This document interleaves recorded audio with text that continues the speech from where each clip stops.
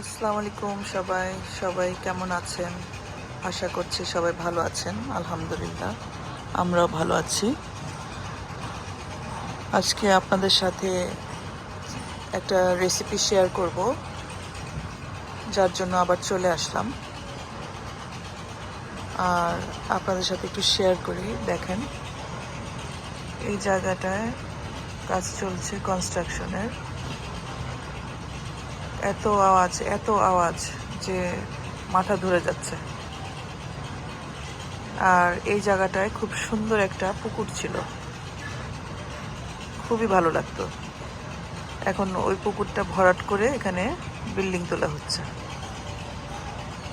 কি অবস্থা দেখেন, ঢাকা শহরের কোনো একটা জায়গা খালি নেই, সব জায়গায় বিল্ডিং আর বিল্ডিং। আর দেখতে পাচ্ছেন ওই যে একটু গাছপালা দেখা যাচ্ছে, এটাও থাকবে না, এটাও কেটে কুটে ওরা বিল্ডিং বানিয়ে নেবে। তো এই হচ্ছে অবস্থা। তো ঠিক আছে, চলেন আমার সাথে আমার কিচেনে চিকেন কোরমার একটা রেসিপি শেয়ার করি। এখানে দেখতে পাচ্ছেন আমি 4টা চিকেন নিয়েছি। চিকেনটাকে আমি একটু দই দিয়ে ম্যারিনেট করে রেখেছি, শুধু দই দিয়ে। তারপর একটা হাঁড়ি বসিয়ে দিলাম। হাঁড়ির মধ্যে আমি এখানে গরম মশলা দিয়ে দিয়েছি, তেজপাতা, এলাচ, দারচিনি, লং, গোলমরিচ এগুলো সব দিয়ে দিয়েছি। এখন এটাকে আমি তেল অ্যাড করব। তো দিয়ে দিচ্ছি তেল, যতটুকু লাগবে পরিমাণ মতো তেল দিয়ে দিচ্ছি। কয়েকটা কিশমিশ অ্যাড করে দিব আমি এটার সাথে।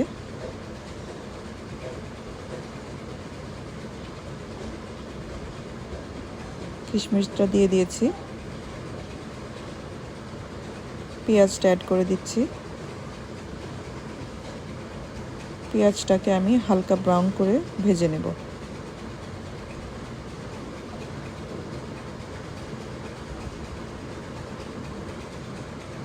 পেঁয়াজটা ভাজা হয়ে গেছে। এখানে আমি 4 টেবিল চামচ আদা রসুন বাটা দিচ্ছি। আর দেব 4 টেবিল চামচ পেঁয়াজ বাটা দিয়ে আমি এটাকে ভালো করে কষিয়ে নিব।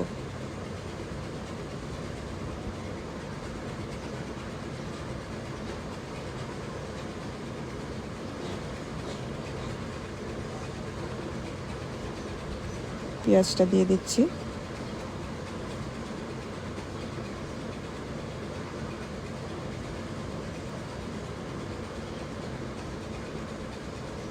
মশলাটা কষিয়ে নিলাম।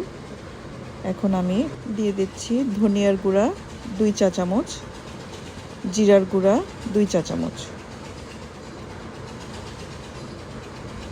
ধনিয়া জিরাটা দিয়ে দিলাম। আর দিয়ে দিব জয়ফল আর জয়ত্রীর গুঁড়া। আমি চিকেনে জয়ফল কম আর জয়ত্রীটা একটু বেশি ইউজ করি চিকেনের ক্ষেত্রে। তো সেরকমই আপনারা আপনাদের পছন্দ অনুযায়ী যতটুকু আপনারা চান ফ্লেভার অতটুকু দিয়ে নিতে পারেন। তো জয়ফল জয়ত্রী দিয়ে দিলাম। আর এখানে অ্যাড করব 1 চা চামচ গরম মশলার গুঁড়া।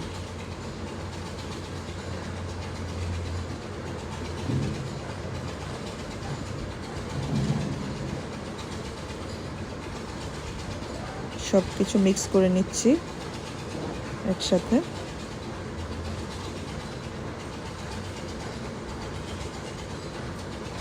এরপর আমি মশলাটা আর একটু কষিয়ে নিচ্ছি।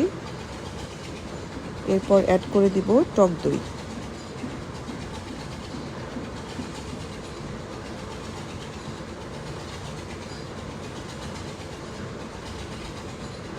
মশলাটা কিন্তু খুব ভালো করে কষিয়ে নিতে হবে, না হলে মশলার একটা কাঁচা গন্ধ আসবে। টক দইটা অ্যাড করে দিচ্ছি। চিকেনে কিন্তু অলরেডি টক দই দিয়ে ম্যারিনেট করা আছে। এখন আমি আবার মশলার সাথে অ্যাড করছি টক দই। দিয়ে দিচ্ছি বাদাম বাটা। এখানে কাজু বাদাম আর কাঠবাদাম দুইটা একসাথে বাটা আছে। দিয়ে দিচ্ছি বাদাম বাটা, দিয়ে দিলাম কাঁচামরিচ, বেশ 10-15টার মতো কাঁচামরিচ আমি এখানে অ্যাড করেছি। যেহেতু আমি গুঁড়া মরিচটা অ্যাড করিনি, যার কারণে কাঁচামরিচটা আমি বেশি দিয়েছি। তো আরও কিছুক্ষণ কষিয়ে নিচ্ছি। এরপর আমি চিকেনটা অ্যাড করে দিব। চিকেনটা অ্যাড করে দিলাম। এখন আমি কিছুক্ষণ চিকেনটা কষিয়ে নিব। যেহেতু টক দই দেওয়া আছে, এটা থেকে পানি বের হবে, বেশ খানিকটা পানি বের হবে। তারপরেও যতটুকু সম্ভব কষিয়ে নিচ্ছি।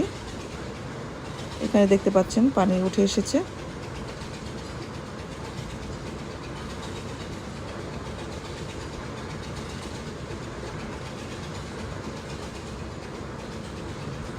আর এই মগের আমি 2 মগ লিকুইড মিল্ক দিয়ে দিচ্ছি।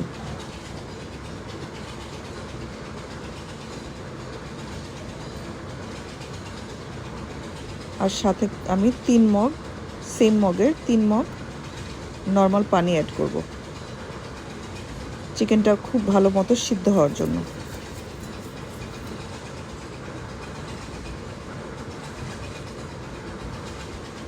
তো চিকেনটা এখন আমি ঢেকে কিছুক্ষণ রান্না করব, সিদ্ধ না হওয়া পর্যন্ত।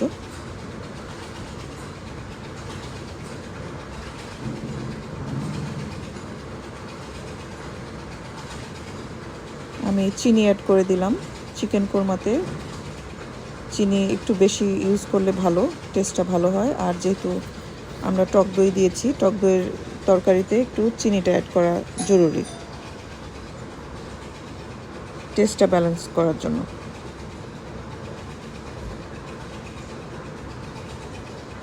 আর আমি এখানে দিয়ে দিচ্ছি কেওড়া জল আর গোলাপ জল মিক্স করে 2 চা চামচ কেওড়া জল আর গোলাপ জল।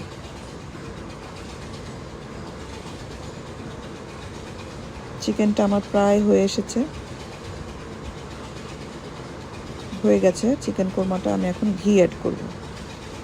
ঘি অ্যাড করে আর নাড়াচাড়া করব না, জাস্ট হাঁড়িটা ধরে একটু আলতো হাতে ঝাঁকিয়ে দিব, দিয়ে ঢেকে রাখবো